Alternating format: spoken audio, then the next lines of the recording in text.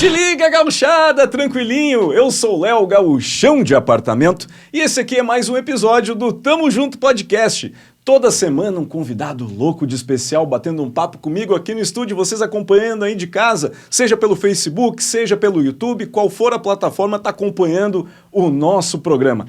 Gauchada, antes de começar, quero falar um pouquinho com vocês aqui. O nosso programa, o Tamo Junto Podcast, é um programa democrático, aberto a todos os públicos, todos os posicionamentos políticos, não importa o teu lado. A gente vai estar aqui falando sobre política também. A gente já recebeu músicos, comediantes, artistas e os políticos. Principalmente nesse ano de eleição, é muito importante a gente debater os assuntos, ver pontos de vistas diferentes. Então, esse aqui é um espaço democrático, seja para qual for o teu lado aí, de esquerda, de direita, de centro, de centrão, enfim. Aqui é um lugar para a gente receber as pessoas e para vocês avaliarem essas pessoas e decidir qual é o melhor caminho para o nosso estado, para o nosso país. Então, hoje eu tenho uma enorme honra de receber aqui no estúdio para bater um papo comigo, ela que já foi deputada federal, deputada estadual, 3 vezes candidata à prefeitura aqui de Porto Alegre e foi na última eleição candidata a vice-presidente do Brasil pelo PT. Eu falo dela aqui, ó, Manuela Dávila. Tudo bem? Que alegria conversar contigo. A minha alegria é minha, Manuela. Já começamos a falar de política e já falamos assim, pelo amor de Deus, se respeitem, acima da cintura, por favor. Isso aí, né?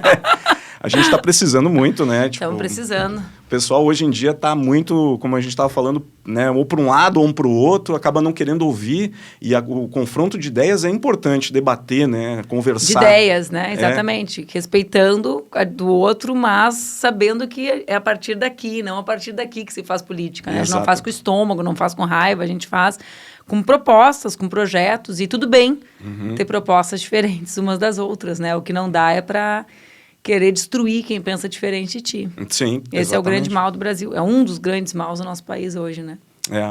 Manuela, eu queria conversar contigo, falar da tua carreira, enfim, falar da tua trajetória, como eu citei aqui no início, mas tem 2 assuntos que eu queria pautar contigo antes da gente entrar mais para a tua história, que são 2 coisas que estão agora acontecendo no cenário político aqui nacional, né? Teve um evento agora de grande proporção aqui no Brasil, que é o Lollapalooza, né? Viu? Tu já tá até falando. Lollapalooza. Lollapalooza. Lollapalooza. É o Lollapalooza, né? Então, teve essa tentativa do governo aí de inibir as manifestações democráticas, né, dentro do...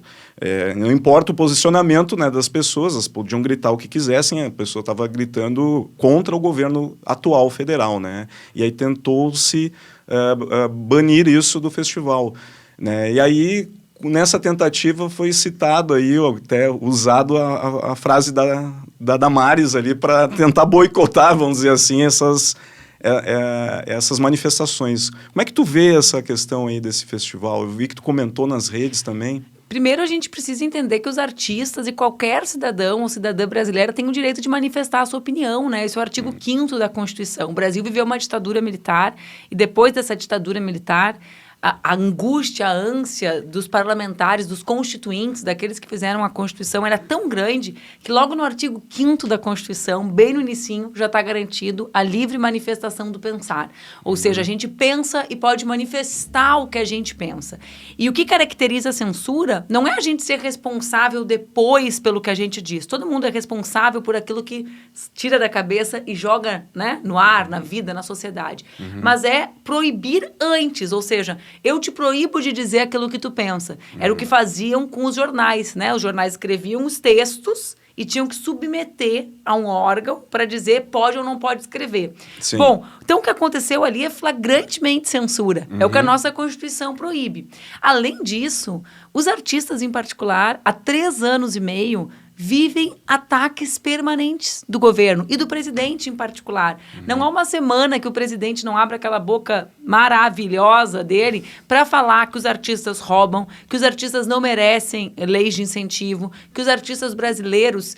aí inventa toda aquelas loucuradas dele, né? Que envolve um pouco de pedofilia, um pouco, né? Aí envolve tudo aquilo sempre direcionado aos artistas. Ora, se há um segmento da sociedade brasileira que tem razões de sobra para se unificar ficar em torno da ideia de que Bolsonaro precisa ser derrotado, esse segmento são os artistas. Então, acho que, né, foi uma manobra jurídica, caiu no ministro que tinha autorizado casualmente os outdoors dele, ou seja, lembra aquela personagem que é isso pode, lembra? Outdoor com a carona lindona do Bolsonaro pode, o artista dizer que a opinião dele não pode. Então, flagrantemente censura. Mas tem uma outra coisa aí, Léo. Por que eles fizeram isso? Eles sabiam, né? Porque ali o mais idiota é presidente da República, né? Então, eles sabiam que os artistas iam se virar contra eles. Eles tentaram deslocar a pauta para o Lollapalooza, tirando do centro o ministro da Educação da Barra de Ouro. Ou seja, o que a gente falou no final de semana? A gente falou... Exatamente. Essa era a minha segunda pauta. A gente falou que o Lucas, maravilhoso, da Fresno, foi lá e falou fora Bolsonaro, mesmo depois da decisão. Sim. A gente foi lá e falou do vídeo maravilhoso, porque eu não estava lá, eu só vi o vídeo, do Marcelo D2, junto com o Emicida e com o Criolo, né, numa noite, lamentavelmente, triste, porque nós não tínhamos ali o Foo Fighters tocando por algo bastante triste. Sim. Mas...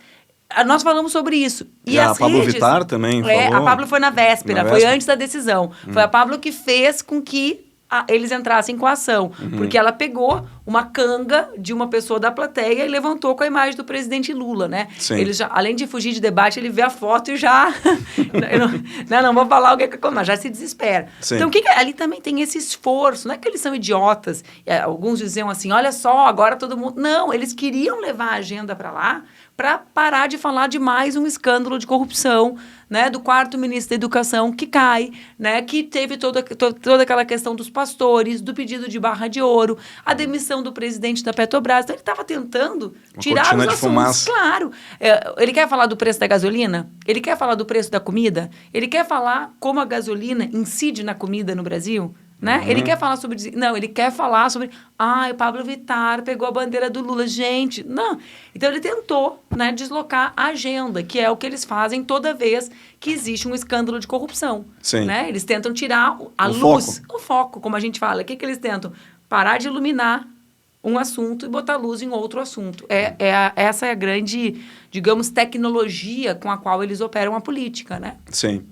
Bom, tu já entrou na minha segunda pergunta, que era o teu ponto de vista a respeito desse benefício de pastores, né, evangélicos que teve nesse caso aí também, da Barra de Ouro, enfim. Essa seria a minha segunda pergunta, mas realmente uma coisa envolve a outra, né? O festival com essa situação foi uma cortina de fumaça atacar lá para todo mundo falar daquilo e não falar desse ponto aqui. E aí eu quero aproveitar uma construção da tua frase para fazer uma reflexão contigo, né? Quando a gente fala assim, essa questão dos pastores evangélicos... Não, olha só, gente, é um corrupto que está lá, né? Porque também isso, a maneira como a gente aborda e eles abordam, a ideia de que aqueles são a representação dos evangélicos lá, cria uma ideia de que todos os evangélicos e evangélicas compartilham com as ideias nefastas desse governo, o que não é verdade, né? Sim. Eu ainda na semana passada estava no Rio de Janeiro com um grande amigo meu, o pastor Henrique Vieira, falando sobre a mobilização dos cristãos e das cristãs contra o Bolsonaro. Então, eles também tentam criar esses rótulos. Quem é o ministro da Educação? É o ministro evangélico, para aglutinar uma base de apoio em torno desse cidadão. O que eu não acredito que seja verdade. É verdade que eles se relacionam com uma parte dessas lideranças evangélicas? Óbvio que é verdade. Mas a gente, sobretudo a gente que vive no Rio Grande do Sul, que tradicionalmente, historicamente, tivemos um percentual maior de evangélicos e evangélicas por causa dos luteranos, né? Sim.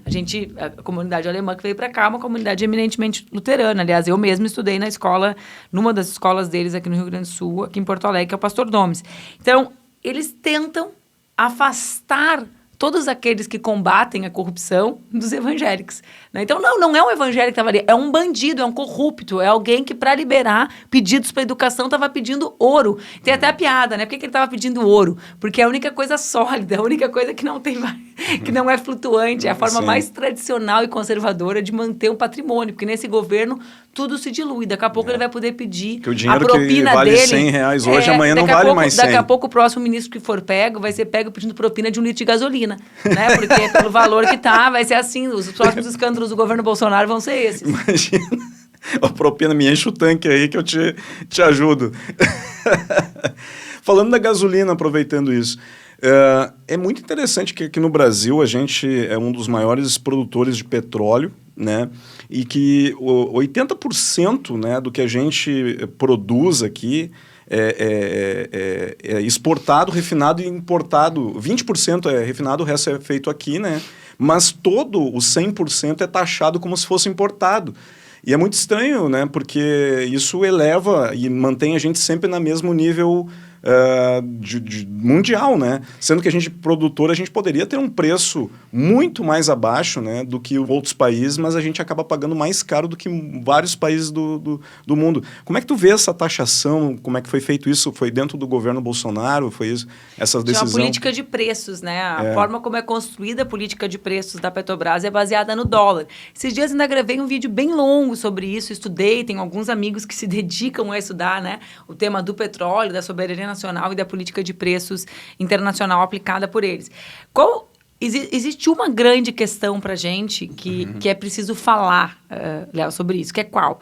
Que é a ideia de que a gasolina ou combustível no Brasil não incide só sobre a nossa capacidade de deslocamento. Já seria bastante eu te dizer assim, vai subir o ônibus, vai subir o aplicativo, vai subir o carro, né? Mas aqui no Brasil não é isso. Por quê? Porque diferente de outros países, toda a nossa produção, tudo aquilo que a gente produz e tudo aquilo que a gente consome é deslocado a partir de transporte terrestre. O Brasil, como a gente sabe, não tem um grande sistema ferroviário e não tem um grande sistema hidroviário. Então, o arroz, mesmo que ele seja plantado ali na metade sul, onde eu cresci, né? Vamos supor que ele seja plantado ali entre Pelotas, ali naquela região. Sim. Ele vai vir para Porto Alegre como? Ele não vai vir pela Lagoa dos Patos, ele vai vir de caminhão. Então, quando aumenta o combustível no Brasil, aumenta a comida. E aí a gente está falando de consumo. E o que acontece? Isso tem a ver com várias discussões. Na minha casa, são 4 pessoas. Um de 18 anos, então não se assustem com a quantidade que eu vou descrever. Lá em casa vai 1 quilo de arroz por semana, certo? O pessoal gosta de arroz, hein? Seu Guilherme bate. cada refeição bate meio quilo. Vamos lá. Então, o que acontece? Numa casa de um trabalhador ultra vulnerável, também vão comer 1 quilo de arroz. Então, é mais cruel ainda... Com quem tem menos. Com quem tem menos. Porque uma pessoa muito rica não consegue comer 6 quilos de arroz naquela semana, tu entende? O consumo não é proporcional à renda. Então, aumenta o valor brutalmente sobre aquilo que a gente consome como itens primários, que é o alimento. Então, a política de preços do combustível, voltando a isso, tem que levar em conta a situação particular do Brasil. Eu fiquei bastante animada, porque essa época é uma época eleitoral, tu bem disseste no início do programa, e eu agora, no final de semana, estive com o presidente Lula e ele falou uma expressão que eu até achei interessante, que é: nós precisamos abrasileirar a política de preços da Petrobras. Isso. Por quê? Quer levar em conta o nosso problema, né? O nosso problema concreto. Claro, além disso, tem outros temas que dá para a gente puxar nisso, né? A nossa produção, ela tinha uma política de compra de produtos nacionais para garantir que a gente gerasse emprego aqui, né? A médio prazo pudesse ter uma maior autonomia. A gente abriu mão de tudo isso, né? E agora a gente está vendo o resultado. Também teve todo o debate relacionado às privatizações, né? Que vai mostrando o resultado nefasto para a população, né? Um resultado cruel. Um serviço de qualidade muitas vezes inferior. Inferior. Até, né? O pessoal está vendo aqui na CE. O pessoal está testemunhando agora, lamentavelmente, na pele, né, o que foi a venda da CE, a queda de qualidade. Eu estava pensando, porque se eu juntasse aqui meia dúzia de amigos aí, de repente a gente vendesse o meu carro, o outro dele ali, por 100 mil a gente conseguia juntar e comprar CE, daqui a pouco a gente podia ter... Essa piada eu também fiz. Eu estava abrindo mão de várias coisas, vamos fazer um carro 100 mil reais é muito baixo, e aí tu vê hoje o resultado, que tem várias ruas sem luz, tu não consegue falar com a CE, atendimento telefônico não funciona, né? Então é bem complicado. E serviços que são básicos, né? Porque sem energia elétrica tu não tem como me gravar, que isso é o teu trabalho. Sim. Né? Então a gente não está falando de uma coisa supérflua. A gente está falando daquilo que estrutura a nossa capacidade de produzir. Sim. Né? Porque isso é produção. É produção. Tem o pessoal que acha que trabalho assim não é produtivo, né? Tem o pessoal da extrema-direita, não, produção. Não, isso é um trabalho, né? Então, imagina se apaga a luz agora. Então, o impacto econômico disso, dessas escolhas erradas, é brutal. Só que eles conseguem botar essa roupa nova, né? Sempre eles colocam uma roupa nova, uma aparência nova. No nosso caso, por exemplo, o governador Eduardo Leite, né? Um homem gentil, bonito, educado, elegante, ele é tudo isso de fato, que põe uma aparência de novo. Ele falou esses dias, eu quero transformar o Brasil em algo novo. Novo, meu amigo. Eu tinha 16 anos, já estavam tentando privatizar. É o velho com uma roupa nova, com uma cara nova, com uma aparência melhorada, né? E tudo isso impacta na vida da população, porque a gente tem hoje gasolina muito cara, os alimentos acabam estando mais caros, o serviço esse mal prestado. Daí tu imagina assim, inflação, alimento caro, a gente está vivendo quase os anos 90. Se voltar a lambada agora, fechou todas. Aí a gente está nos anos 90. Se voltar a lambada, a gente vai ter uma vantagem, porque eu sei dançar. Bom! Uma das poucas coisas que eu sei dançar. Então a gente tá voltando pros anos 90, as coisas. Então, pelo menos a gente vai se garantir. Acabei de ver a vantagem. Aí, ó, viu? Fica uma ideia para o pessoal da música, vamos lançar uma. Não, fala isso. Tu chega em casa do que, pelo amor de Deus, já tive que enfrentar os anos 90 com a lambada. Tu vai querer que agora tenha de novo? Ou axé, então, né? Daqui a pouco o axé, daqui a pouco volta. Mas a gente está realmente vivendo uma época complicada, porque na época dos nossos pais, por exemplo, existia uma inflação que era altíssima, mas a correção monetária daquela época, o pessoal conseguia se manter, porque os alimentos também subiam, de manhã era um preço, de tarde era outro, mas a valorização, a correção daquele dinheiro, tu conseguia te manter. Hoje a gente tem um super preço, seja de gasolina, seja de alimento, mas o salário mínimo continua a mesma coisa e não tem... E a gente tem um outro tema, né? Eu estava falando sobre isso ontem, que é o tema da precarização do trabalho. Quando eu nasci em 1981, né, gente? Eu sou uma senhora. Porque o pessoal às vezes vem que a gente estava falando, né? Olha lá, ela tá com roupa de senhora, eu vou andar com uma camiseta. Não pareço, gente, mas tenho 40. Aí, olha só... O que acontecia? No meu tempo ali de juventude, né, no início dos anos 2000, tinha muito desemprego, era o final do governo Fernando Henrique, mas quem conseguia um trabalho, tanto que a carteira de trabalho para uma geração mais velha é o símbolo da dignidade. Quem conseguiu o trabalho sabia que ia conseguir ter dignidade. Isso significava ter 13º, ter férias, mas era muito mais do que isso. Era um salário que garantia uma vida razoável. Era uma vida de rico? Não, claro que não. Mas era digna, né? Comida, né? Hoje, trabalhar não significa deixar de ser miserável. Trabalhar não significa ter dignidade. O pessoal do MTST, que montou aquela cozinha solidária da Zenha, né? Me relatou algo que não sai da minha cabeça, que a cozinha ali, quem eram os principais fregueses da comida que eles distribuíam ali? O que tu imagina? Os moradores em situação de rua. Claro que eles estavam ali, mas os principais fregueses eram o povo do comércio que usa o seu vale alimentação para garantir comida em casa, dado o desemprego. Então, um tem trabalho, o outro não tem, aquele vale tem que fazer o rancho, né? E aí, ia para lá sem comer. Entendeu? Olha que loucura, né? Porque, e aí, para mim, fez todo sentido, né? Por quê? Porque cada vez mais as pessoas trabalham mais e ganham menos, né? Exatamente. Bom, eu converso muito com motorista de aplicativo, né? Então, qual é a realidade deles? É um trabalho cada vez maior, um número de horas cada vez maior para tirar uma quantidade mínima, que, como tu bem disse, já não paga nenhum alimento. Não por nada, saiu um estudo ontem que diz que 24% das mesas dos brasileiros e brasileiras hoje tem comida insuficiente. Não tem comida que seja, né, considerada adequada por número de pessoas da família. Então, é realmente uma situação muito grave a que o povo brasileiro vive, né? Claro, agravadas por 2 anos de pandemia, né? Então, quer dizer... é uma situação dramática mesmo, né? Isso que tu tocou realmente é uma verdade, porque... Eu trouxe aqui um convidado que é o Júlio Rita, que ele tem o Cozinheiros do Bem, né? E ele me relatou isso também, que muitas pessoas são pessoas em situação de rua que vão buscar alimento, mas muitas pessoas de baixa renda, né? Até trabalhadores, realmente. Isso é verdade, porque eles não conseguem ter renda suficiente. E a comida que ele faz, principalmente, é uma comida de restaurante, um cara que é um chefe, né? Então, ele não faz aquela comida simples que o pessoal... Ele faz umas comidas top, comida de restaurante mesmo. Boa. Então, muita gente acaba indo ali pedir esse auxílio para ele, né? E ele estende a mão a todos lá. Mas ele relatou, muitas pessoas estão passando dificuldade mesmo, porque não conseguem comprar alimento. A gente, durante os últimos anos, o instituto que eu presido, e Se Fosse Você, a gente transformou todo o lucro da venda dos meus livros em cestas básicas, né, durante a pandemia. E uma das coisas que mais me impressionava é que, bom, a gente não é uma entidade assistencial, então a gente não tinha tecnologia para distribuir. A gente começava, né? Juntamos 100 cestas.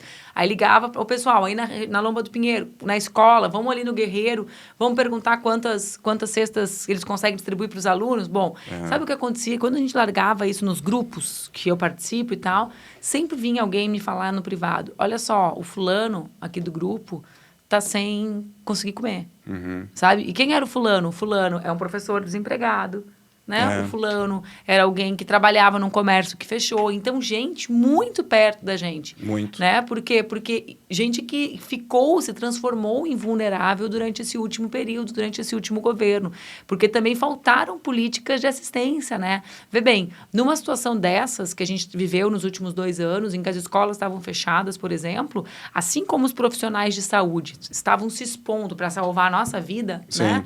A gente tinha que ter pensado em transformar todas as cozinhas das escolas, que são equipamentos públicos altamente descentralizados, em cozinhas comunitárias, para que o povo pudesse comer, entendeu? Sim. Então, se a gente não estabeleceu esse senso de urgência e a gente quebra esse senso de solidariedade, da ideia de que, nossa, gente, como é que a gente vive numa cidade como Porto Alegre, em que as pessoas estão passando fome? Fome. A gente está em 2022, sabe? Os carros dirigem quase sozinhos. Os carros estacionam sozinhos, o que, aliás, é o meu sonho, porque eu sou muito ruim nessa hora. Eu queria ter um Tesla. Mas é disso que a gente está falando, claro. Entende? Estacionar de ter uma qualidade, né? E aí, não tem. Diante disso, de um mundo em que eu posso falar com qualquer pessoa que eu amo por um telefone a qualquer distância, olhando, certo? Quando eu viajo, eu almoço com a minha filha. Nesse mundo, tem criança passando fome, pelo amor de Deus. Aí as pessoas acham que eu sou radical, mas é óbvio que eu sou radical. É óbvio que eu não me... Como é que tu dorme de noite? Tu tira da tua cabeça que tem criança passando fome, porque se tu botar na tua cabeça, tu não dorme mais. Então, assim, é óbvio, gente, porque não fecha, né? Não fecha esse mundo onde as pessoas fazem... Tem um milionário que está tentando morar em Marte, gente, entendeu? E aí os problemas aqui ninguém resolve. Exatamente, entendeu? Então, assim, a pandemia, quando começou, tem aquela galera, né?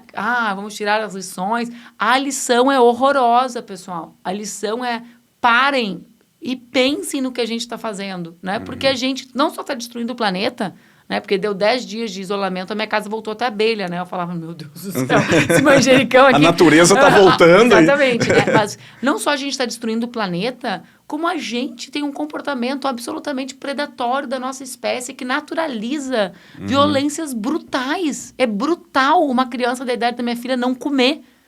A gente está falando disso, né? Não ter escola... Não ter casa, são coisas primárias, coisas que há 300 anos atrás tinham um grau de dificuldade de resolver. Como é que constrói uma casa, como é que garante... Hoje em dia, é ridículo, né? Não, e nesse ponto que tu falou, me lembrei do outro ponto que tu disse a respeito da classe artística, né? A gente, como integrante da classe artística, sofreu muito durante a pandemia, porque não haviam... eventos, né? E o pessoal acha assim, o artista sobe no palco lá, faz o evento e tal, mas... Não tem a menor ideia. Não tem a menor ideia da quantidade de pessoas que existe no entorno para fazer aquilo acontecer. Desde o cara que carrega os equipamentos, que monta... Luz, som, né? Então... Que organiza a bilheteria, o bar da frente, exato, né? Tudo ficou sem ter trabalho. E agora, a volta está sendo absolutamente difícil, né? Muito difícil. Porque além do mercado, né? Tem os lugares onde as coisas acontecem. Né? Então, muitos desses lugares fecharam. Muitos fecharam. Né? Então, não tem a menor noção do drama que tem sido isso, né? E aí tem 2 pontos. O primeiro é que os artistas, isso é uma coisa que é muito legal, que os artistas são muito, muito humanos. Então, tu vê que quem ajudou durante a pandemia mais foram o pessoal do meio artístico que fez lives, pedindo cestas básicas, doações de equipamentos, de álcool gel, de máscara e tal. Coisas que o governo, não digo né, eu digo no âmbito geral, governo, né, quem governa a gente, não importa onde, não tiveram tanta atenção assim. Estavam mais em duelos políticos do que efetivamente ir na causa da coisa. E foi o meio artístico. A gente teve muitas pessoas que passaram fome, dificuldade. A saúde mental de quem estava conseguindo ou ficar em casa ou desempregado. Quem, né? Os artistas. A produção dos artistas, né? Seja no Netflix da vida, seja com as lives. Então, também é esse desequilíbrio, né? Entre a valorização da cultura nacional e o papel que a cultura e a arte têm para garantir a nossa existência com saúde mental nesse mundo tão cruel, né? Exato. E aí a gente teve aí tu vê, os artistas ajudaram a população, os próprios artistas se ajudaram e ajudaram as pessoas da produção, porque muitos, eu vi de casos assim do pessoal de artistas mesmo passando fome durante a pandemia, outros artistas ajudando com cestas básicas e tal. A gente mesmo lá no Instituto, uma parte que a gente doava era isso, Casa do Artista, para circos, né? Para o pessoal que ficou absolutamente... Porque também tem uma ideia de que todo artista é um milionário, né? E não é, Quer dizer, né? Que é um desconhecimento total de como funciona a indústria do entretenimento e mesmo como funciona, enfim... E aí houve, né, Manuel, um plano aqui do governo estadual de um auxílio emergencial que ajudava a mães de família, né? Tinha quatro divisões, né? As 2 primeiras foram pagas já o ano passado e tal. E essa que vem para a classe artística, que seriam 2 parcelas de 400, se não me engano, é R$800, faz 1 ano e até agora não foi pago. E não tem nem a previsão, o secretário disse que seria para o mês que vem.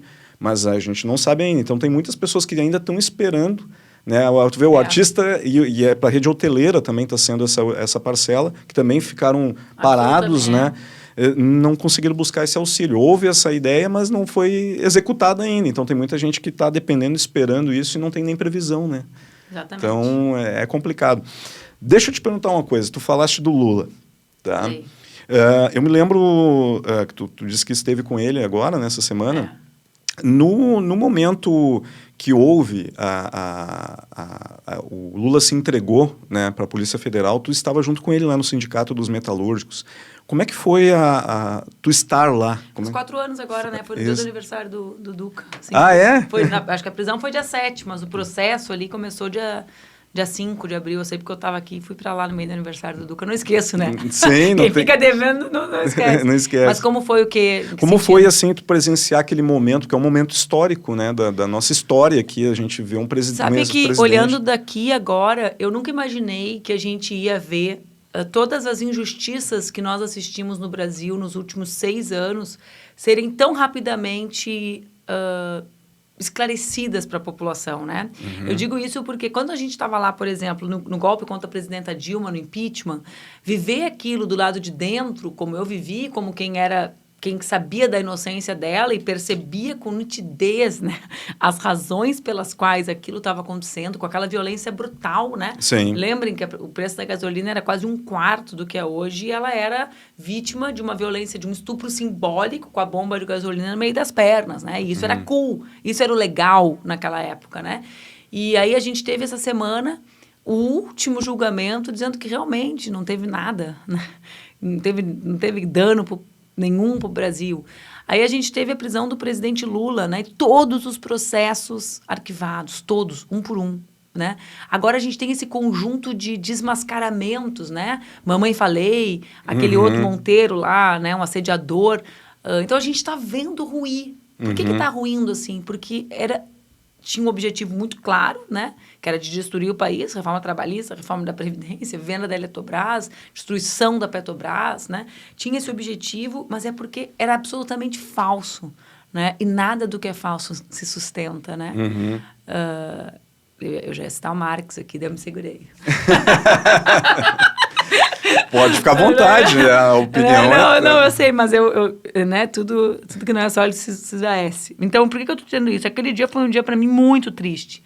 Profundamente triste. Também foi um dia em que eu vi a dimensão da retidão do presidente Lula, porque foi um dia em que muitas pessoas sugeriram a ele que ele fosse para uma embaixada, né? Ou que se exilasse que se exilasse, que era uma condição que seria consequência da interpretação que nós tínhamos da realidade, né? Que era uma interpretação de que era um processo político que ele estava sofrendo. E ele, em todos os momentos, jamais cogitou a hipótese de fazer qualquer coisa que simbolizasse, primeiro, que ele pudesse ter qualquer tipo de culpa e, segundo, que ele não confiava nas instituições brasileiras. Vê a diferença, né? Quer dizer, ele dizia, eu sou vítima de um juiz, mas eu confio nas instituições. Né? Então, isso, para o Brasil que a gente vê hoje, né? Se a gente traz essa ideia para um presidente que qualquer espirro, avacalha, destrói as instituições, e a mediação que as instituições fazem da nossa realidade é algo muito emblemático. E eu também fico muito feliz que esse tempo tenha passado e tenha reconectado o grande líder operário, que é o Lula, com a população brasileira. Né? Eu noto isso, né? Quer dizer, há 4 anos atrás, estar com o Lula era quase como se eu tivesse uma doença contagiosa, né? Sim. Eu apanhava no aeroporto, né, das pessoas, né? Fisicamente, era uma coisa assim, as pessoas diziam... Como assim, né? E hoje as pessoas enxergam, conseguem enxergar. E eu acredito nisso.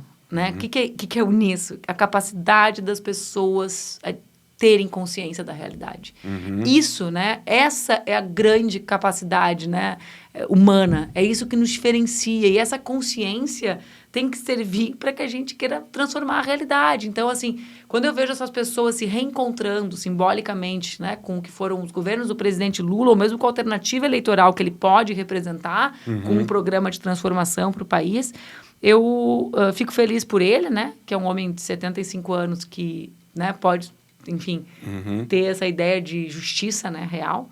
Mas também fico feliz porque é a prova maior de que, bom, as consciências podem avançar. Né? As pessoas podem ter tido uma opinião errada e ter capacidade de mudar. E isso é muito importante num ano como esse, não só para as pessoas que estavam do outro lado, mas para as pessoas que estavam do nosso lado, do meu lado, do lado do presidente Lula, para elas também darem esse direito aos outros, sabe? Claro. Entende o que eu quero dizer? Sim. Eu detesto esse direito, essa vibe do eu avisei. Tipo, óbvio que eu avisei. Eu conheço o Bolsonaro desde que eu fui deputada, em 2006, né? Eu pedi a cassação dele por racismo em 2013, né? Se dependesse de mim, ele tinha sido cassado como deputado, porque ele é um ser desprezível. Ok, tá, e aí eu avisei.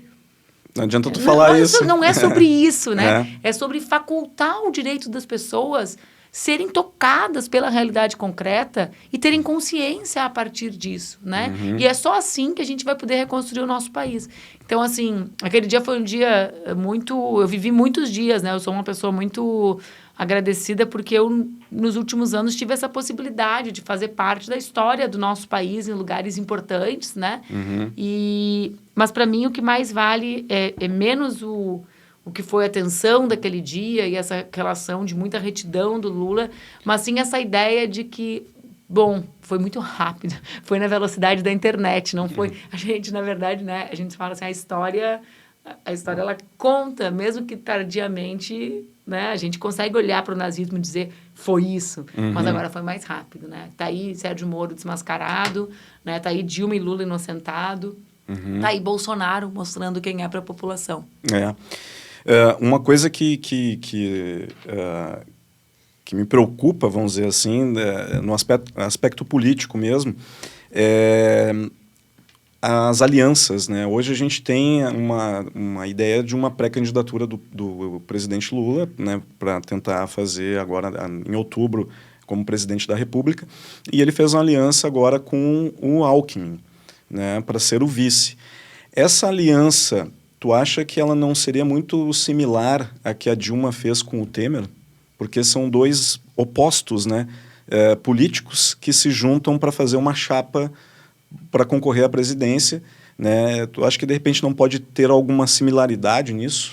Eu acho que, na verdade, a gente tem que entender ou pensar por quais razões essa chapa precisa existir, né? Então, primeiro, existe uma parte das pessoas da política, entre as quais eu me incluo, que acha que o governo Bolsonaro é um governo de destruição absoluta do Brasil. Não só é um governo neoliberal, do ponto de vista da agenda, como foi o governo Fernando Henrique, ou como foi o governo Eduardo Leite, mas, para além disso, ele é um governo que corrói a democracia e as instituições, né? Tanto que vários de nós chamamos o presidente de fascista. E nós precisamos tirar desdobramentos disso, né? Então, Eu, que sou alguém que viveu nos últimos 8 anos, a violência política construída e autorizada por Bolsonaro, tenho convicção de que a gente precisa interromper esse governo, certo? Por isso que a gente fala em frente ampla, né? Quem são os brasileiros e as brasileiras que querem pôr fim a isso? Pôr fim a um governo, a uma agenda política, mas também a uma agenda política, que é o que eu chamo, né, da agenda neoliberal, mas também a um tipo de ação política que é destrutivo para a democracia e para as instituições. Acho que essa frente tem que ser ampla. Com quem a gente vai fazer aliança, e muitas pessoas falam sobre isso, primeiro, né, tem uma galera que já está assim, amo o Alckmin. Não, gente, isso é o que a realidade concreta nos impõe. Certo? A gente precisa ser amplo e precisa entender quem quer estar conosco. Agora, para mim, o que me preocupa é menos quem é, e é mais para que está. Então, o Brasil precisa avançar para que nas eleições, além da chapa, por exemplo, o discurso do Alckmin, quando ele migra de partido para pactuar com Lula, é um discurso avançado, de reconhecimento de que o Lula é a pessoa capaz de unir o Brasil para que a gente encerre essa história nefasta do Bolsonaro. Beleza, mas isso é sobre interromper o pesadelo. Qual é o sonho? Né? Então, eu tenho provocado a nossa turma para dizer, eu quero saber o programa disso, né? O que a gente vai fazer com a Petrobras? Como é que a gente vai garantir a volta dos direitos para as trabalhadoras e para os trabalhadores? Como vai ser que a gente vai garantir que o Brasil se desenvolva respeitando o meio ambiente? Nesse próximo governo, o enfrentamento ao racismo vai ser a partir do Estado brasileiro, porque se não for, é periférico. Né? A gente vai tratar infraestrutura de cuidados como um tema central para emancipar as mulheres? Então, por que eu estou te falando isso? Porque eu acho que a gente, mesmo quando a gente vai criticar, a gente fica na superfície. A superfície são os nomes. Eu, sinceramente, né, gosto muito do presidente Lula, nunca estive no mesmo palanque do Alckmin, mas os nomes, para mim, estão na superfície. O que eu quero debater nas eleições é, de um lado, esse grande pacto para derrotar Bolsonaro, imprescindível, certo? E, de outro, uma agenda política. Quando eu estava entrando aqui, eu recebi uma pesquisa eleitoral, né? Que estava saindo. Em que há uma... eu ia pegar a pesquisa, já está cheio de mensagem aqui, mas vamos lá. Em que mostra a queda, já uma queda de diferença, né, entre Lula e Bolsonaro. Então, eu também defendo essa aliança ampla. Por quê? Porque eu sei como vai ser difícil eu ganhar. Gente, a gente teve o impeachment da Dilma em 2016. Né? Primeiro, o PSDB não reconhecendo o resultado eleitoral de 2014, o que não é pouca coisa, porque foi a primeira vez na história, desde 89, que questionaram a justiça eleitoral.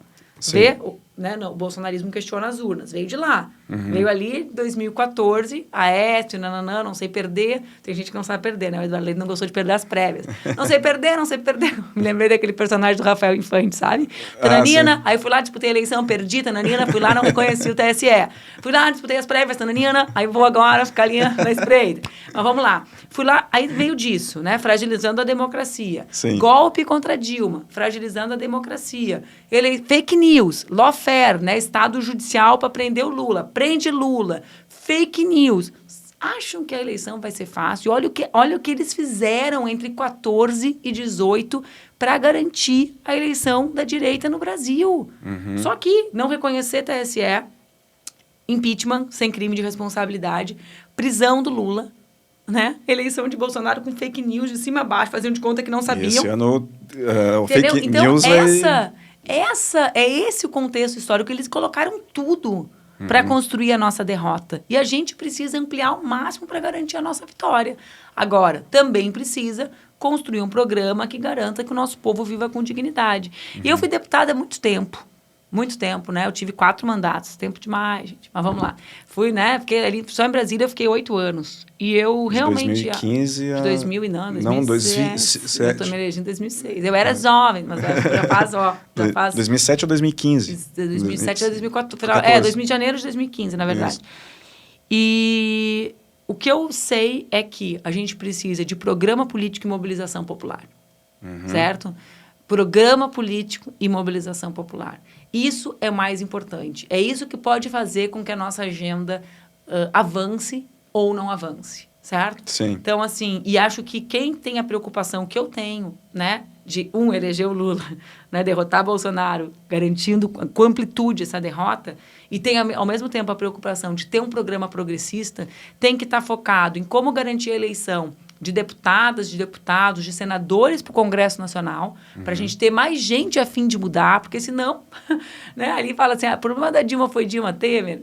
Foi Dilma Temer, mas era o seguinte, meu amigo, eu fui deputada com a Dilma, era Eduardo Cunha, entendeu? Era quem estava lá, Sim. quem tinha força lá dentro, quais eram as bancadas que apitavam. E que então, interesses, assim, né? E que interesses defendiam. Então, galera... sim, vamos lutar por um programa avançado, mas vamos botar gente para soprar o bafo no cangote para levar o programa avançado para frente. Porque senão não dá, né? Senão chega lá, a gente vai lá e elege os bonitão e deixa eles abandonados ali a ver navios. Então, é gente de luta no Congresso Nacional, gente comprometida e, ao mesmo tempo, movimento social forte. Que eu também acho que foi um erro nosso. Eu acho que não está tendo um movimento... O povo não está mais como era na época dos nossos pais, né? De ir para a rua, de falar as coisas. Foram para a rua no momento...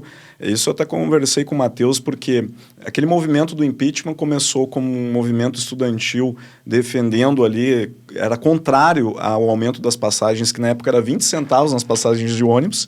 Usaram todo aquele movimento ali, infiltraram pessoas... Aí tomamos um 7-1 desse movimento. E aí usaram isso contra a presidente. Colocaram o pessoal na rua para pedir... Era contra a corrupção e empoderaram Temer, Eduardo Cunha e Bolsonaro. É complicado, né? Mas por trás disso tem uma coisa, né? Que se a gente parar para analisar friamente, né? Independente de político, tá? De pessoas, de partidos, só uma análise do mercado e do cenário global, acho que a gente pode colocar essa posição aqui na mesa, né? O Brasil estava fazendo parte de um grupo de países que poderia, com certeza, economicamente desbancar a maior nação do planeta, que é os Estados Unidos, né? Estava fazendo uma aliança com a Rússia, com a China... BRICS, Sul Global e os BRICS. Isso. Por que era uma coisa interessante? Porque ia ter o maior país onde teria uma mão de obra ali, que seria a China, a Índia, né? A Rússia entrando com petróleo, o Brasil, né? O Brasil com petróleo e com agricultura e pecuária, né?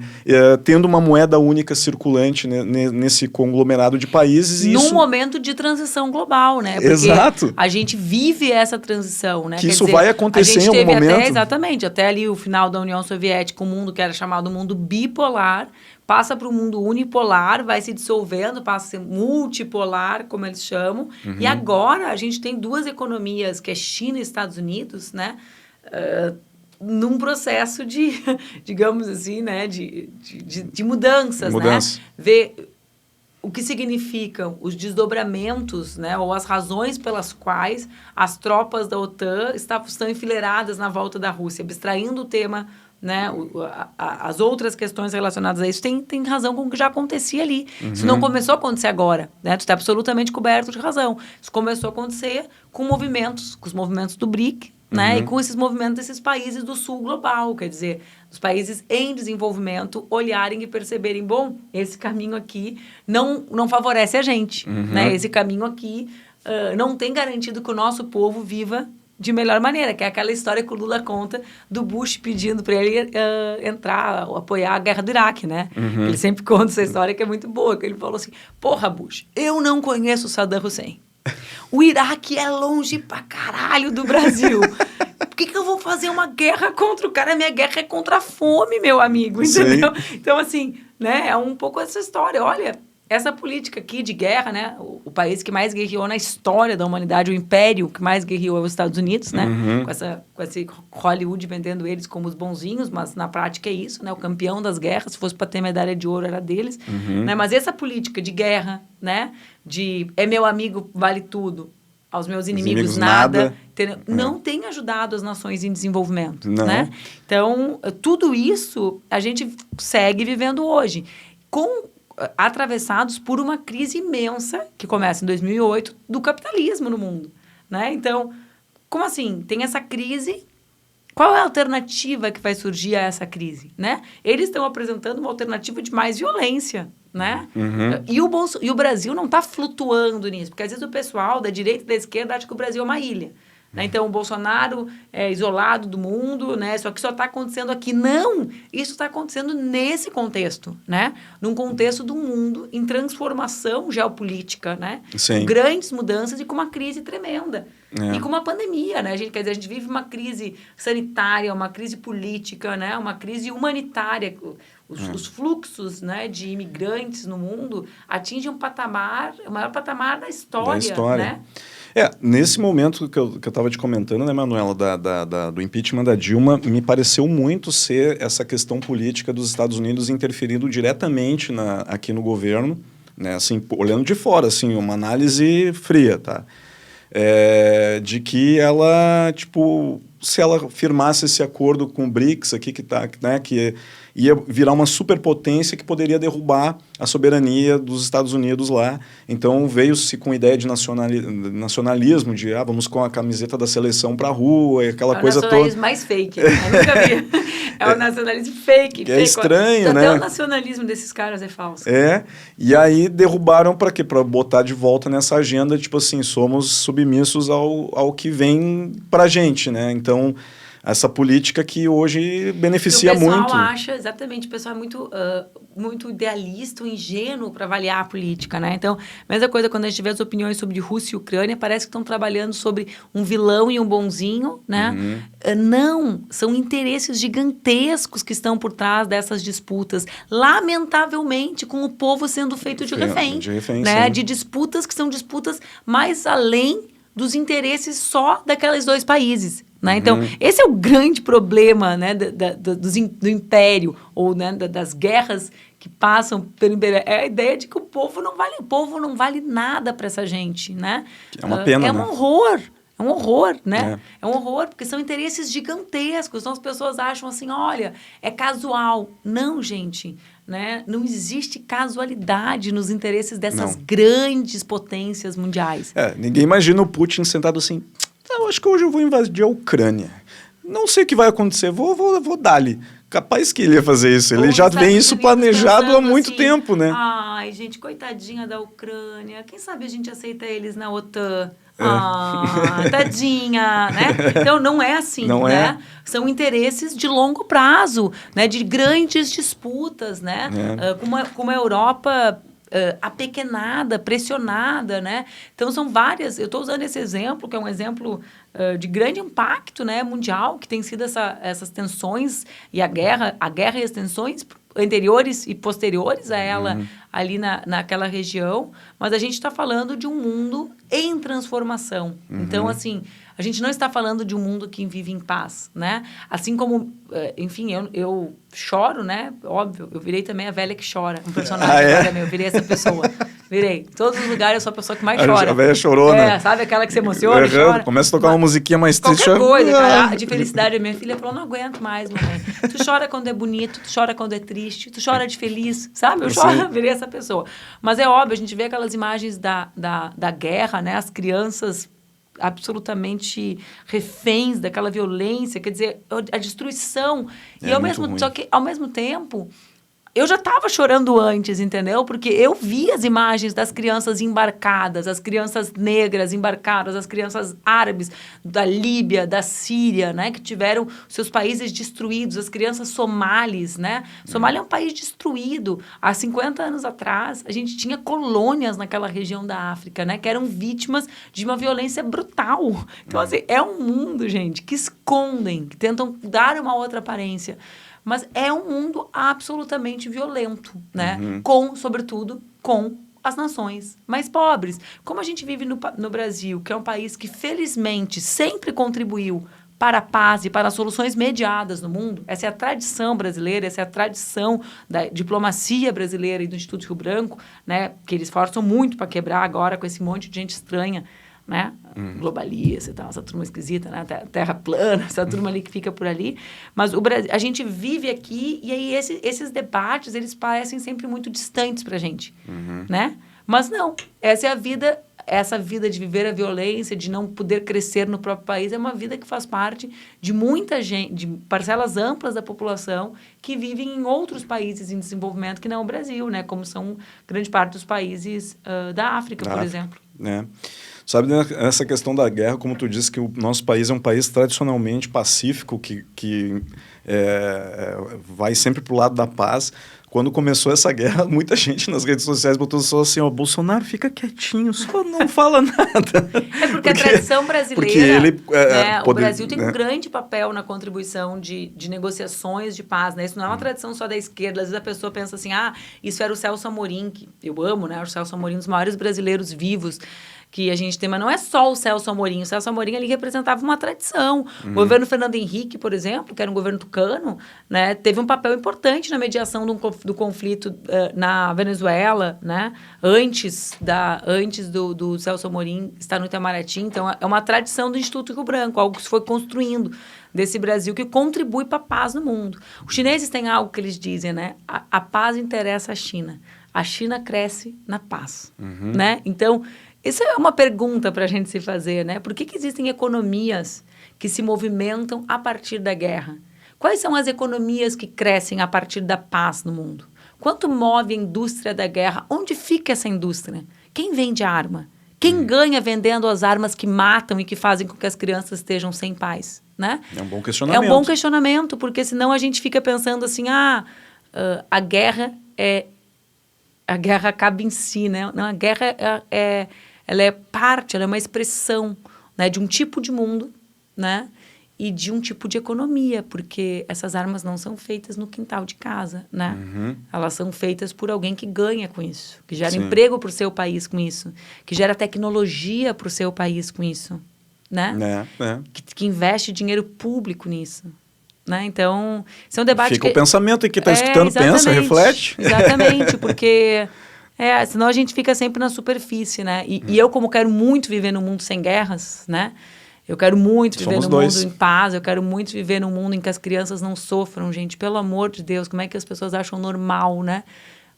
As atrocidades que a gente vê.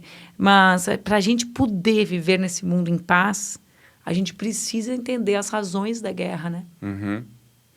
O que tu vê como razão dessa guerra que está acontecendo?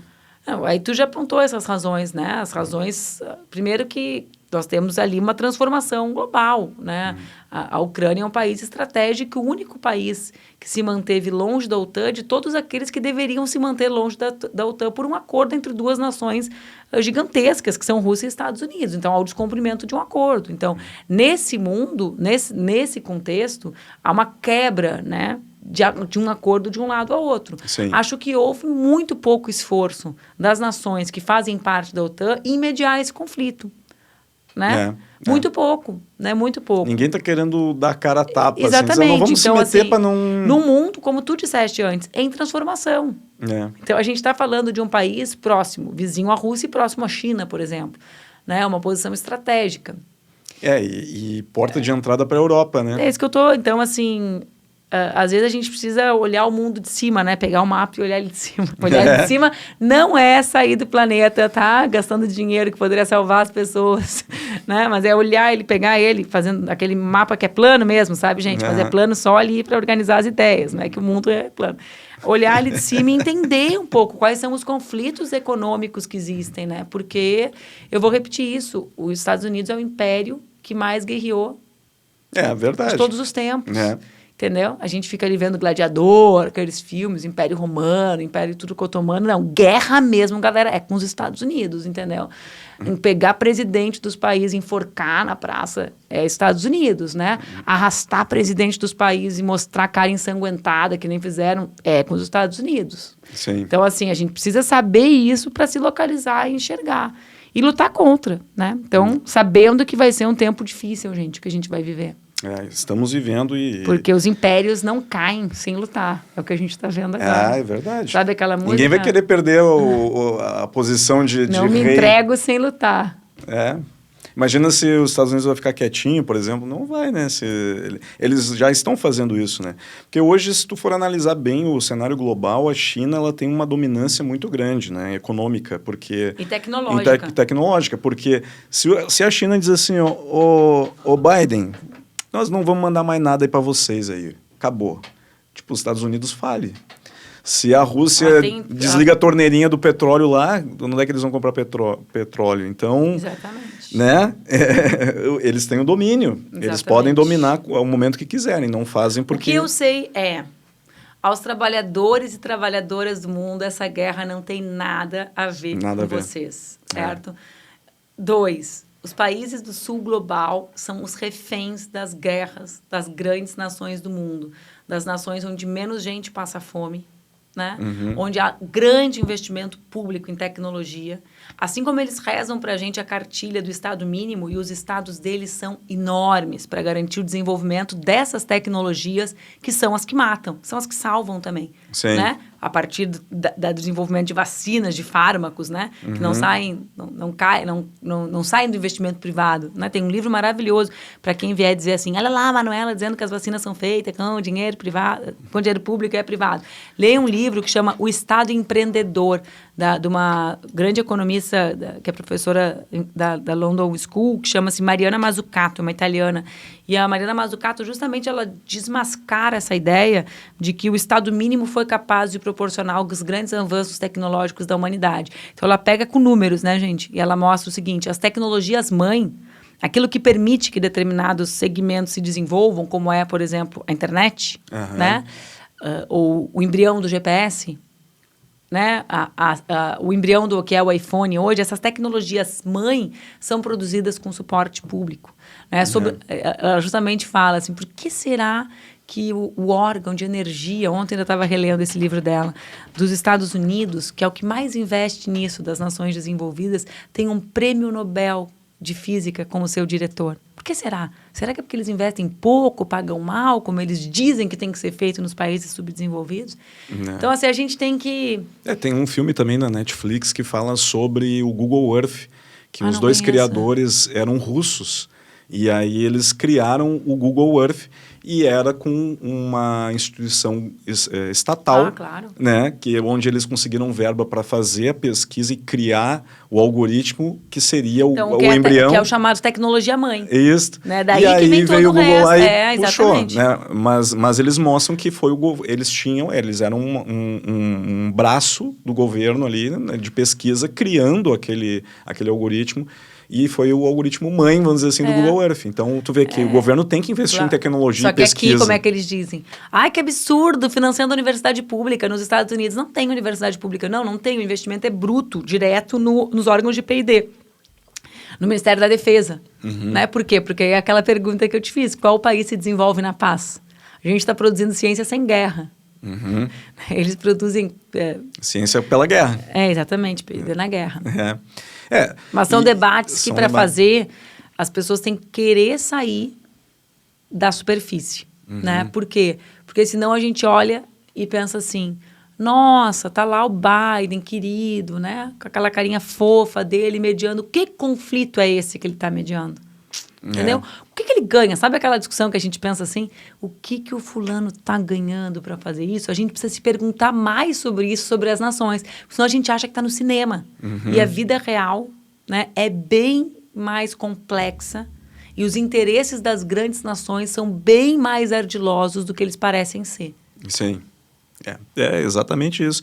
O pessoal hoje analisa muito superficial as coisas, né? Não consegue ir fundo. O que não é um crime, só que as pessoas têm que ter menos certeza se elas estão na superfície, sabe? Eu, por exemplo, não sou artista. O meu marido é artista. Eu converso com ele sobre arte a partir de um lugar que é um lugar da superfície. Se ele vai me dizer um negócio, eu vou ouvir e pensar, ele não está na superfície, eu estou. Não é nenhum problema a gente ser ignorante no sentido de ignorar determinados temas, né? Sim. O problema é a gente saber que não sabe e achar que sabe tudo. Esse é o problema, né? Eu querer debater música com o Duca. Tá, Duca, exatamente, Duca, eu entendo tudo. Tô aqui, tudo. Né? Nunca passei do Ré, Mi, Fá, vou querer debater com ele, entendeu? Claro. Posso debater, mas sabendo que nós estamos em lugares diferentes. Sim, exatamente. Falando em questões de diferenças, como tu, hoje, assim, tu enxerga a questão da mulher nesse aspecto político, né? Porque tu disse que tu sofreste agressões físicas, inclusive, no momento ali que tu estava com o Lula, né? Na época ali quando ele foi preso, né? Eu lembro que teve também, há anos atrás, um momento muito complicado, assim, que foi o Rodrigo Maroni, que atacou baixo, vamos dizer assim, né? Ele te atacou muito, na verdade, nas eleições. Por que eles fazem isso, né? Por que existe essa diferença da mulher, do homem, sendo que tem grandes líderes mundiais que são mulheres, e as mulheres às vezes têm muito mais cabeça do que os homens, né? Muitas vezes, porque o homem, né, tem um que não... Como é que tu vê a mulher, assim? Por que a mulher não tem mais espaço? Eu acho que deveria ter mais. Eu acho que eles fazem isso para que as mulheres não tenham mais espaço, né? Por quê? Porque a violência política de gênero, que é isso que tu está trazendo a partir de alguns relatos, né? Mas a gente poderia ficar um dia inteiro falando só sobre esses relatos, porque claro, eu estou numa condição de estar num lugar de disputas eleitorais acirradas, né? Com viabilidade no lugar central, portanto, sou mais vítima de ataque. Mas todas as mulheres que ocupam esses espaços de destaque na vida pública são alvo, em menor ou maior escala, da violência política de gênero. Sim. Por que eu acho que eles fazem isso e por que eu acho que isso está crescendo? Primeiro, porque o poder político só vai ser transformado se ele for popular. E não será popular se for tomado por homens brancos entre 50 e 60 anos. Então, para transformar o poder político, é preciso que as mulheres, assim como os negros e as negras, né, estejam no poder político. E eles querem que essas pessoas não estejam, para manter as coisas como estão. Né? A presidenta Dilma, num livro que eu organizei sobre violência política de gênero, aliás, precisa ter trazido de presente, não trouxe, perdeu. Mas ela diz assim... A misoginia não atinge igualmente todas as mulheres. Ela atinge as mulheres que tentam mudar o sistema, que dizem que não baixam a cabeça para isso, né? Que dizem que não está tudo certo assim, né? Então, primeiro, né? Eu acho que essa é a tecnologia política que eles utilizam para dizer para todas as mulheres. Vocês estão vendo como a Manuela é tratada? Se a Manuela, que lidera as pesquisas, a gente compra um candidato laranja para dizer que namorou com ela e que por isso tem legitimidade para falar mal dela, imagina o que a gente faz contigo, que não está aqui. Tu vai querer estar aí por quê? Sim. Entendeu? Tu vai querer sair da tua vida, do espaço privado, para ir lutar pela transformação do espaço público, por quê? Com essa faca no pescoço. Né? Então, é uma intimidação. Claro, é uma tecnologia que eles fazem parecer pessoal, porque a pessoa pode pensar assim no conforto da sua casa. Também ninguém mandou ter o dedo podre e namorar aquele idiota uma vez na vida, entendeu? Mas eles dão aparência de pessoal para universalizar. Porque então a Manuela é isso, mas então, a Dilma que mandou estar acima do peso. É o que eu te falei hoje. Eu tô com o cabelo, tava rindo disso em casa, eu quase fiz um vídeo, mas eu tô com o cabelo curto, né? Que é o mais prático, quando eu viajo dá pra lavar com sabonete. Aí tipo falam homem, que, né? que tem uma razão. Aí na eleição ele tava comprido, porque afinal de contas tinha pandemia, e eu não ia gastar as minhas saídas de me expor a um vírus pra cortar o cabelo, né? Eu gastava essas saídas para ir no supermercado, né? Aí na eleição o cabelo tava grande, eles diziam assim, é para parecer crente. Aí eu cortei o cabelo, era para parecer uma senhora, mas eu sou uma senhora. Aí, claro, aí a Michelle Bolsonaro cortou o cabelo igual o meu, é para quê mesmo? Ah, bom, é para parecer moderna, é para parecer uma senhora, não entendo. Aí eu tô assim porque eu tenho 40, eu pareço uma senhora, então tá ok. Aí se eu colocar uma regata escrito lute como uma garota, eles vão dizer, mas é uma velha, não se dá conta. Aí eu tô casada com um Duca maravilhoso, 10 anos de casada. Tem alguma coisa errada, viu? Engordou, tá 10 anos casada. Aí se eu me separar, vai ser assim, ó, tá vendo? É aquilo com P, dá pra todo mundo. Então, por quê? Porque o problema não sou eu e nem nada que eu faço. O problema sou eu enquanto mulher e o que pode representar as mulheres na política. E eu tenho uma notícia para dar para eles. É uma guerra de gigantes. Porque a extrema-direita opera a política centralmente com a violência política de gênero. É a cara. O Bolsonaro não existe sem odiar mulheres. O Bolsonaro se construiu, né, afirmando uma masculinidade fragilíssima, né, porque Deus me livre, tão frágil, tem que dizer que pegou a mulher, né, como se fosse um grande troféu, quer dizer, uma masculinidade fragilíssima, problema com a sexualidade imenso, todos os psicanalistas devem ficar observando isso, né, mas, voltando para a política, ele afirma aquela masculinidade e um ódio permanente às mulheres, né, a fraca, a gorda, a infeliz, a não comida, a que não merece ser comida. Toda a regulação política dele se dá a partir desse ódio às mulheres. Só que existe um movimento de mulheres cada vez mais forte. Eu vivi isso há 20 anos atrás, nos meus primeiros mandatos, praticamente sozinha. Eu tinha que aguentar que eu era bonitinha, tinha que aguentar jornalista dizendo na TV que eu era um fenômenozinho, que eu não, mesmo eu vindo do movimento estudantil, né? Tinha que aguentar ouvindo eles dizer que os homens menos votados que eu eram brilhantes e que eu era bonitinha, entendeu? Só que agora não é mais assim. Então, nessa guerra de gigantes, eu tenho que é essa extrema-direita misógina que odeia as mulheres e essas mulheres que têm consciência do seu lugar e que são cada vez mais numerosas, eu sei quem vai vencer. E quem vai vencer são as mulheres. Né? Por quê? Porque nós estamos do lado certo e nós derrotaremos essa gente que pressupõe que para a política continuar sendo o que é, nós precisamos... E eles têm... O Duca me falou isso uma vez e ele estava certo. Eles têm razão para nos odiarem, porque nós realmente somos o fim deles. Nós não admitimos essa política que deixa a criança morrer de fome. Nós não admitimos essa política em que negros e negras são exterminados. Nós não admitimos essa política em que o cara nunca trocou uma fralda dos filhos, mas elege os 3 filhos parlamentares. A minha família, né, faz discurso de família, não faz, nunca moveu uma palha para... Então, realmente, nós significamos o fim dessa política que eles... Nós somos uma outra política. Eles mentem que são uma nova política. Nós somos uma outra, né? Sim. Absolutamente distinta deles. Nós realmente somos o terror deles. Porque nós, quando existimos, lembramos quem eles são. Sabe? Eu falava assim, por que eles me odeiam tanto? Meu Deus, eu não fiz nada. Sabe? Eu pensava assim, por que eles bateram na minha filha? É porque quando eu existo com a minha filha, eu estou mostrando quem eles são. Os detestáveis, os que engravidam as mulheres e abandonam, os que não assumem responsabilidade, os que pagam pensão de R$300 e dizem assim, estou pagando escola e salão de beleza para ex-mulher. Nós somos a verdade, entende? Nós somos a verdade e eles são a mentira.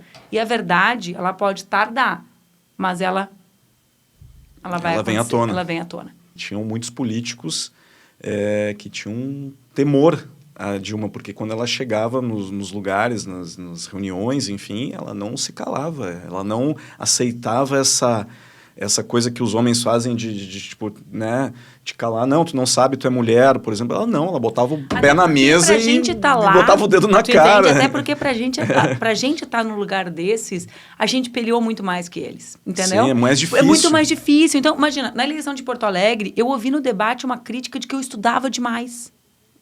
Sim, eu me mato estudando. Porque mesmo eu sendo muito mais preparada que os meus adversários, eu sempre fui tida como uma idiota. Enquanto eles, que não sabem onde falta água na cidade, né? Ou que não sabem uma experiência que deu certo de gestão pública, toma uma cerveja aqui, põe a mão aqui, tá tudo certo. Para mim nunca foi fácil nada. Né? Eu tive que provar que eu não era burra. Eu tive que provar que quem eu sou e que eu acredito, que eu sei no que eu acredito. Imagina, eu dou entrevista, as pessoas me explicam no que eu acredito. Eu falo uma loucura, né? Eu fui para um Roda Viva que o cara tentou me explicar o que era o comunismo, que eu acreditava. Falei, mas parabéns, gente, a máquina de...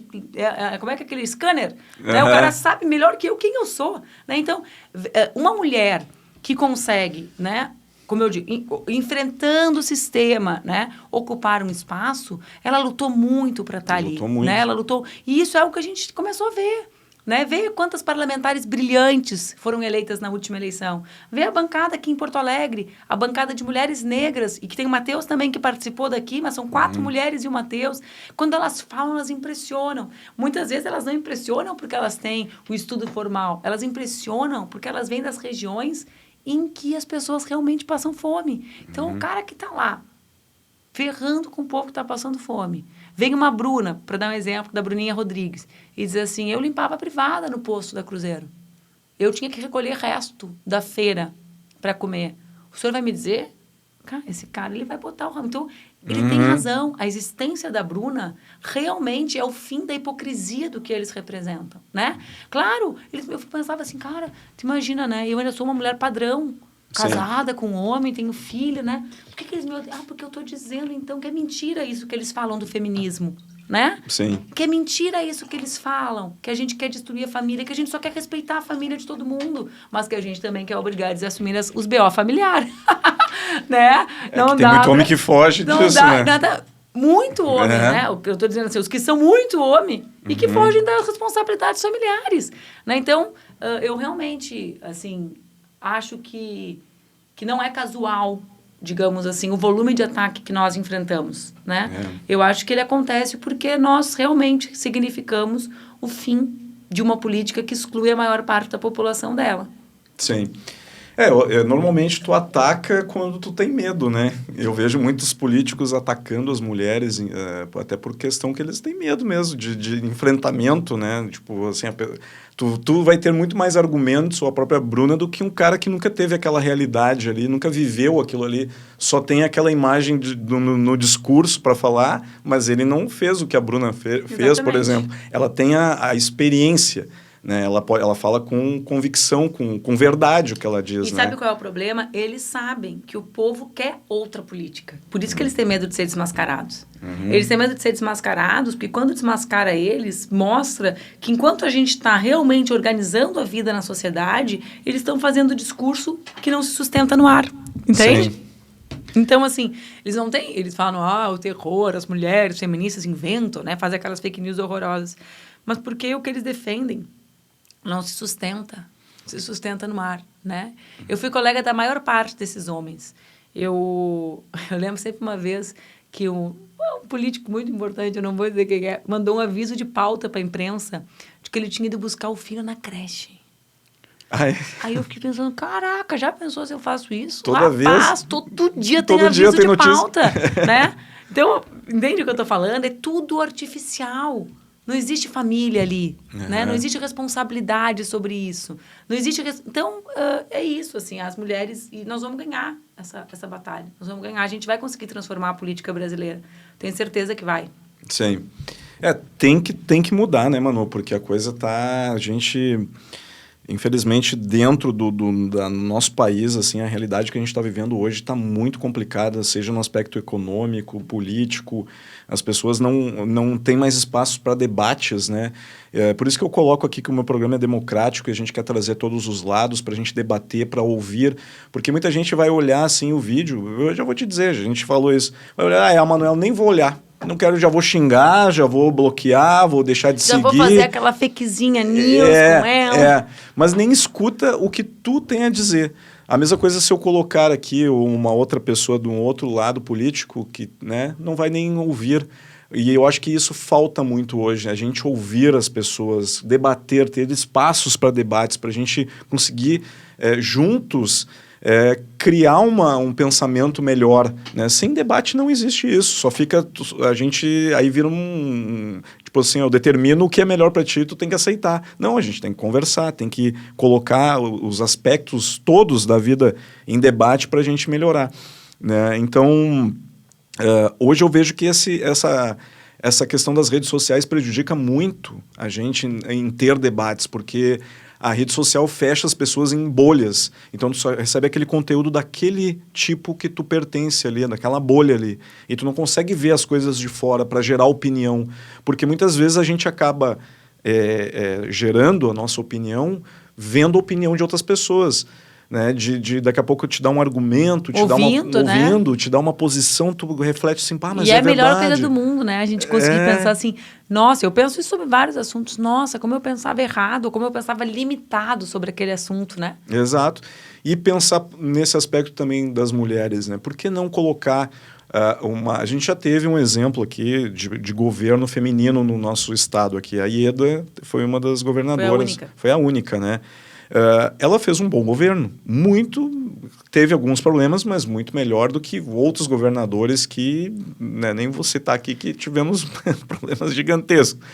Mas ela teve um bom governo. Por que não oportunizar novamente mulheres para estarem como lideranças nos governos? Eu até acho que ela não fez um bom governo, mas aí existe uma ideia de que ela não fez um bom governo porque era uma mulher. Né? Ou seja, os outros todos incompetentes que nos governaram eram homem, não fizeram a pessoa pensar assim, não, vamos votar em homem. Né? Enquanto ela fez um mau governo e muitas vezes as pessoas pensam assim, vê bem, o governo da Ieda foi horrível, né, como muita gente acha, como eu acho, e aí não vou mais votar em mulher. Então, assim, o que eu acho que é mais importante, gente, é que a gente pense. É óbvio, né? Eu não defendo que exista uma política só com mulheres, mas eu defendo que exista uma política em que as mulheres existam. Estejam né? incluídas. E que nós tenhamos homens e mulheres na política comprometidos com essas mulheres.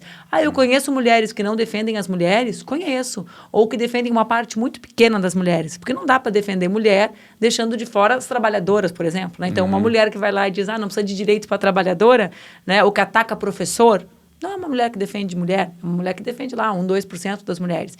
Assim como eu conheço homens que fizeram verdadeiros políticas públicas que emanciparam milhares de mulheres. Eu te dou um exemplo, Minha Casa Minha Vida, com a chave de casa na mão da mulher, do presidente Lula. Né? É uma revolução na vida das mulheres mais vulneráveis ter a chave de casa, ter o papel no seu nome, né? Poder dizer pro cara que é o violador, tu cai fora, ou poder ficar tranquila para pensar que eu vou criar os meus filhos.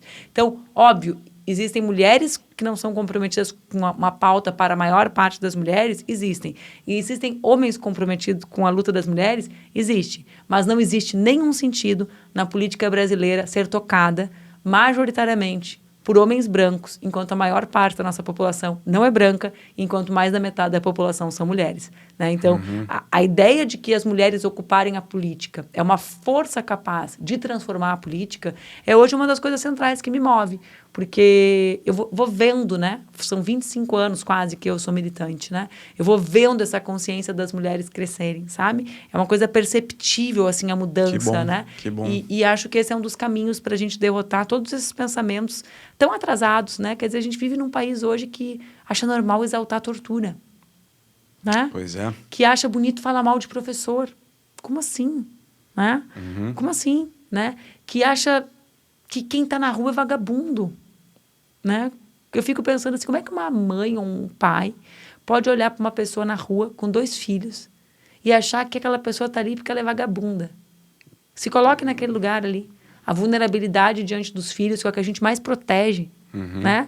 É quase antinatural, é uma violência muito grande com quem está ali. Então, a gente precisa transformar a política para transformar o Brasil e para fazer com que esses assuntos sejam coisas do passado, né?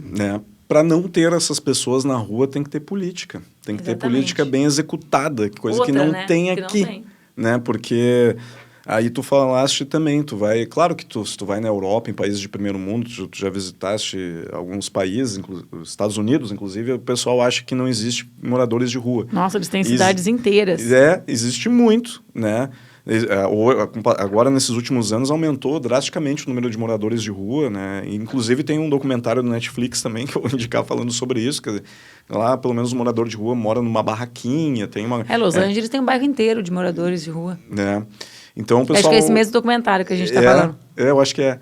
E aí tu vê que o pessoal tem essa visão rasa, tipo assim, não, lá eles são ricos, tem tudo certo, só aqui que tem isso.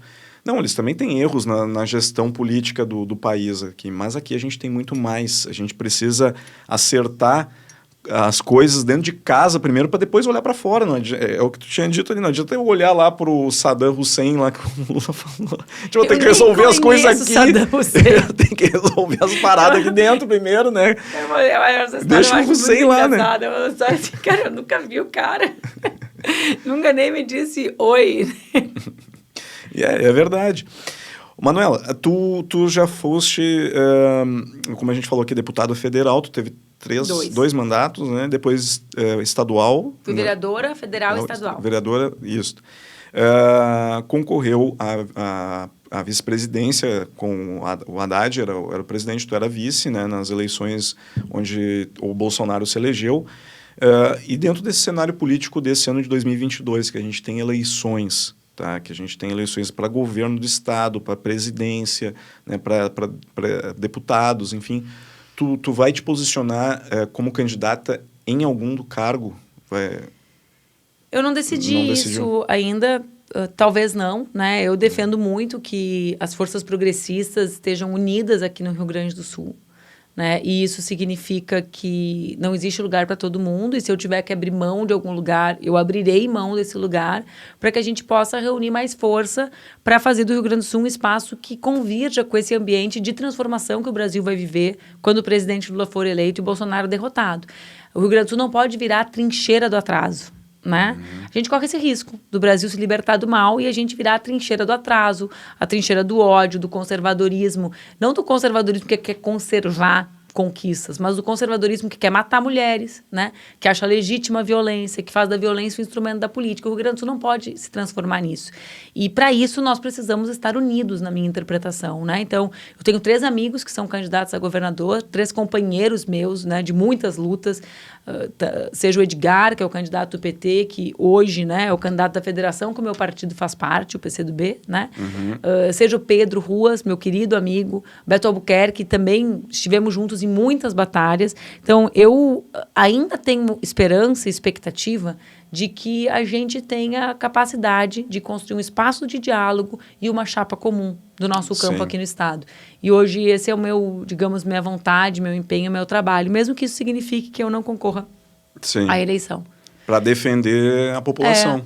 Né? Exatamente. Eu tenho uma vida toda fora da política, né? As pessoas falam assim, eu tenho uma vida. Então, hoje eu escrevo, né? Eu tenho uma relação com a literatura, trabalho com comunicação, que é a minha área. Então, Você é formada em jornalismo, sou formada em jornalismo, né? Eu faço doutorado, então eu tenho toda uma vida fora disso.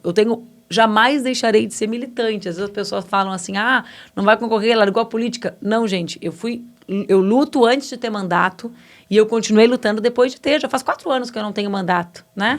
E eu continuo, eu trabalho e faço outras coisas da minha vida e continuo militante, porque eu não conseguiria me imaginar nesse mundo sem lutar para transformar esse mundo num lugar melhor, né? Então, evidentemente, eu vou participar da eleição, né? Eu vou ajudar a construir essa vitória com o meu trabalho, com a minha dedicação, com o meu esforço, mas isso não significa necessariamente que eu vá concorrer a algum cargo.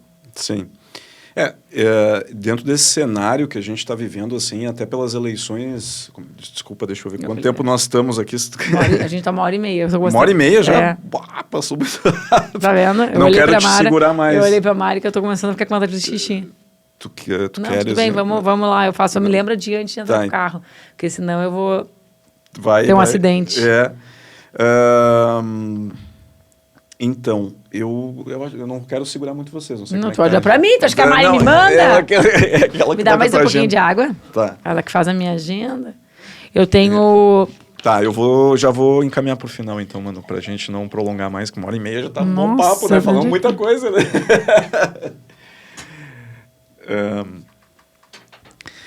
Eu recebo uma foto minha de biquíni.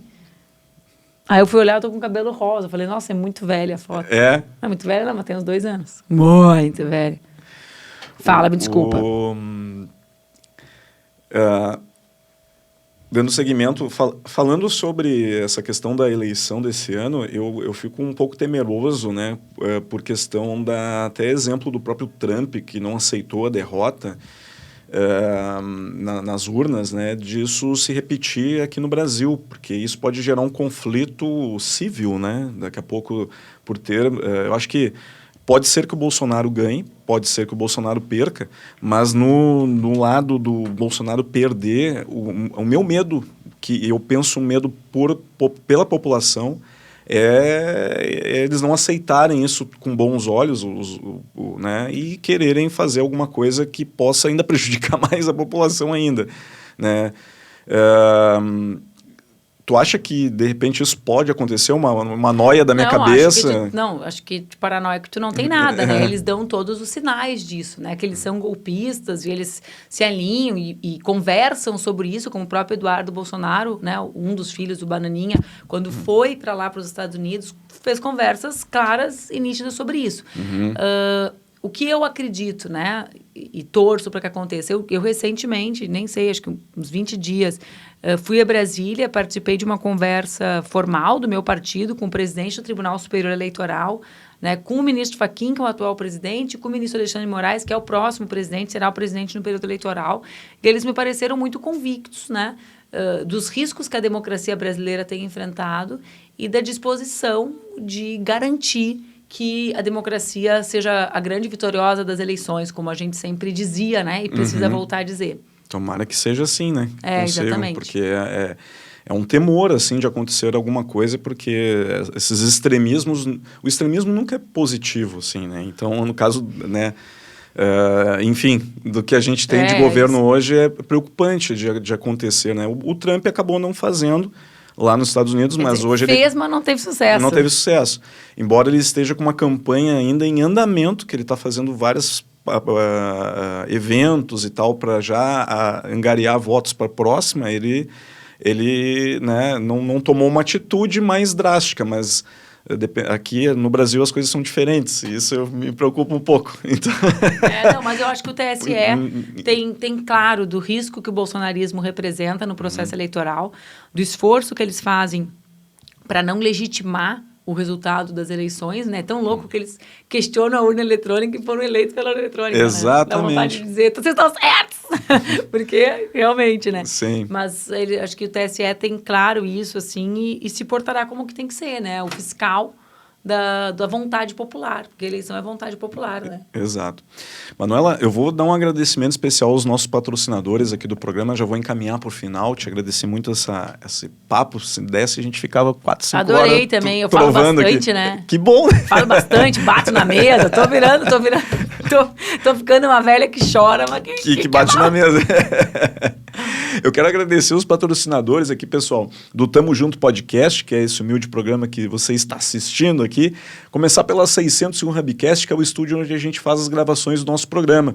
Né? Se tu tá querendo fazer o podcast aí para tua empresa ou teu podcast pessoal falando de qualquer assunto, seja de moda, de Big Brother, que agora também tá rolando, seja de qualquer coisa, procura o pessoal do 601 Hubcast, que aqui tem estrutura de câmeras, de som, de imagem, tudo qualidade muito boa. Obrigado.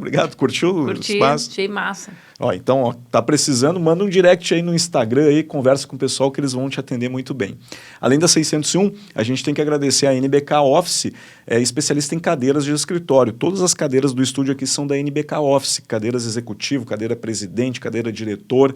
Então, aqui na Dona Margarida, em Porto Alegre, é a loja deles, tem um showroom lá maravilhoso, agora eles trocaram um showroom lá, tu tem que ir lá conhecer essas novas peças, essa nova edição que eles colocaram lá de peças, tá muito bonito. Então segue também a NBK Office aí nas redes sociais, se tu tá procurando pro teu home office ou para tua empresa, já sabe onde encontrar, NBK Office. Também temos a Top In House Móveis e Decorações, móveis e projetos, desculpa. A Top In House tem 5 lojas em Porto Alegre e região metropolitana. Tu tá procurando sofá, poltrona, mesa, cadeira, enfim, tudo que tu precisa para deixar a tua baia legal, a tua casa top, tu encontra na Top In House. E para quem assiste o nosso programa, tem 10% de desconto em qualquer item da loja. Chega lá e diz assim, o Léo disse que eu tenho 10%, eu quero ganhar um desconto aqui de uns pila que tá fazendo falta aqui. Eles vão te dar um desconto lá, com certeza, só falar que tu viu no nosso programa aqui, que tu vai conseguir um baita desconto. Depois a Top In House tem o Rodízio Burger Pô, o primeiro rodízio de hambúrguer do Rio Grande do Sul. Senhora. Já viu isso, Manuela? Não, me deu fome. Deu fome. Um hambúrguer feito assim, ó, na churrasqueira, servido na mesa. Eles passam um sistema rodízio, uns mini hambúrgueres, assim, mas é um hamburgão. E vem bem recheado, tudo com ingredientes, assim, de qualidade mesmo. O negócio é top. A pessoa falou que tava com fome, o cara começa a descrever. Começa a falar de hambúrguer, já imaginando o hambúrguer na cabeça dela, assim. Tá com fome. Deu fome. Não tô com fome. Não tô com fome. Tem que convidar o Duca a ir lá junto pra conhecer. Tem que levar o Gui, porque rodízio vale a pena gosta, com o né? Gui. Exatamente, porque é o Gui é que dá prejuízo. Ele que dá o prejuízo. Chega lá, tô com fome. Aí comi tá. Aí o Gui... Ele manda ver, ele né? é 1 quilo de arroz. Ele é 1 quilo de arroz. Tem que levar para conhecer o Rodízio Burger, ele vai gostar bastante. E além do Rodízio Burger, a gente tem a RJ Dil Ferragens para Móveis, desde 1988. Ferragem para móveis é puxador, dobradiças, roldanas. Quem é montador de móveis já está ligado, sabe que o lugar certo para encontrar todas essas ferragens é lá na RJ Dil. Mas se tu tá precisando dar aquela renovada na baia, tá com os pila curto, vai lá na RJ que eles têm um monte de coisa lá para tu poder trocar nos teus móveis e dar aquela garimbada e deixar tudo novinho em folha de novo. Além da RJ Dil, temos aqui a Bairrista. Lembrando que cerveja é proibido para menores de 18 anos, tem que falar isso, né? A Bairrista é um chopp artesanal, é um chopp da cervejaria Salva, né? Tem um selo da Salva, que é quem fabrica a Bairrista. É uma cerveja 100% puro malte, né? Uma cerveja leve, com leve amargor, assim, ela é boa de verdade, tu encontra nas melhores supermercados e redes atacadistas, aí nos bares também. Se tu chegar num bar e disser assim, meu amigo, eu quero tomar uma Bairrista que eu sou gaúcho, e o cara não tiver, tu fala para ele, vai lá e fala com o pessoal da Salva que tu tem que botar essa cerveja aqui para eu experimentar. Experimenta a Bairrista que tu vai gostar. Com certeza é daqui, é para quem é gaúcho, Bairrista é um chopp top. Esses são os patrocinadores aqui do Tamo Junto Podcast, e hoje eu tive a honra aqui de receber a Manuela Dávila. Que massa. Muito obrigado, Manuela, por dispor esse tempo para a gente bater esse papo, para conversar com o pessoal de casa, para explanar as tuas ideias, os teus pontos de vista. Muito obrigado. Adorei, fico muito obrigada. honrado. Tamo junto. Tamo junto. Foi massa, obrigada. Obrigadão mesmo. Então tá, pessoal, esse foi o nosso episódio de hoje com a Manuela Dávila do Tamo Junto Podcast. Toda semana tem um convidado louco do especial aqui no estúdio pra gente bater um papo. Segue a gente aí nas redes sociais, @LeoGauchão de Apartamento. Esse programa tá no YouTube, tá no Facebook, tá no Spotify, tá no Deezer, tá em todo que é lugar. Tá até na casa da sogra. Tá até na casa da sogra. Segue a gente nas redes sociais, o nosso site é leogauchãodeapartamento.com.br. Feito, Carreto Gauchado, até semana que vem. Tchau, tchau.